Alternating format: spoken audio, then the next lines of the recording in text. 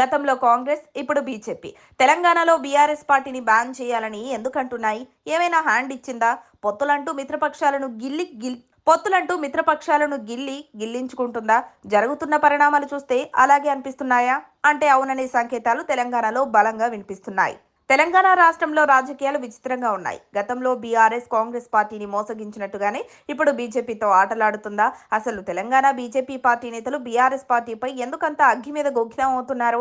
BRS విధ్వంసకర రాజకీయాలకు తెరలేపిందా అంటే అవునని అంటున్నారు బీజేపీ నేతలు. తెలంగాణలో విధ్వంసకర రాజకీయాలకు తెరలేపిందంటూ బీఆర్ఎస్ పార్టీపై సంచలన వ్యాఖ్యలు చేశారు కేంద్ర మంత్రి బండి సంజయ్. బీఆర్ఎస్ పార్టీ ప్రజలపై దాడులు చేస్తోందని, యువత జీవితాలతో చెలగాటమాడుతోందని నిన్న సంగారెడ్డిలో మాట్లాడిన బండి సంజయ్ ఈ వ్యాఖ్యలు ఆరోపించారు. ప్రజలు వాస్తవాలు తెలుసుకోవాలని, ఆ వాస్తవాలలో వాస్తవం ఎంతుందో ఆలోచించాలని అన్నారు.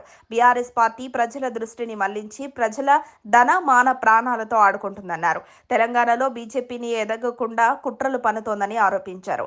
ఇంతకీ బీఆర్ఎస్ చేసిన కమెంట్స్ ఏంటో చూద్దాం. కేంద్ర మంత్రి బండి సంజయ్, సీఎం రేవంత్ మధ్య వ్యాపారాలున్నాయంటూ కమెంట్స్ చేసింది. అందుకోసమే సంజయ్ కనిపించడం లేదని బీఆర్ఎస్ పార్టీ నేతలు అన్నారు. దీనిపై బండి సంజయ్ అగ్గి మీద గుగ్గిలమయ్యారు. 2 రోజులుగా నేను విపరీతమైన కాళ్ళనొప్పులతో బాధపడుతున్నానని, దాన్ని రాద్ధాంతం చేసే పనిలో బీఆర్ఎస్ పడిందని దుయ్యబట్టారు. రీసెంట్ గా ఢిల్లీ వెళ్లిన కేటీఆర్ కేంద్ర మంత్రి ఖట్టర్ని అసలు కలవలేదని, అమిత్ షాతో కేటీఆర్ సమావేశమయ్యారని బీజేపీ నేతలు అంటున్నారు. దీనికి సంబంధించిన ఫోటోలు ఇప్పుడు సోషల్ మీడియాలో వైరల్ అవుతున్నాయి. ప్రత్యేక తెలంగాణ ఇస్తే కాంగ్రెస్ పార్టీలో బీఆర్ఎస్ ను కలిపేస్తామని అప్పట్లో మాటిచ్చిన కేసీఆర్ హ్యాండ్ ఇచ్చారని, ఇప్పుడు బీజేపీకి అదే సీన్ రిపీట్ అవుతుందని కొందరు నేతలు అంటున్నారు. మొత్తానికి ఇప్పుడిప్పుడే ఎన్నికల వేడి లేకున్నా తెలంగాణ రాజకీయాలు ఆసక్తికరంగా మారుతున్నాయి.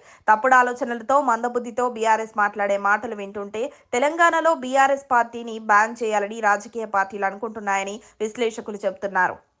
మరిన్ని అప్డేట్స్ కోసం మా కాయ్ టీవీని సబ్స్క్రైబ్ చేసుకోండి. మా వీడియో కనుక మీకు నచ్చినట్లయితే లైక్ చేయండి, షేర్ చేయండి.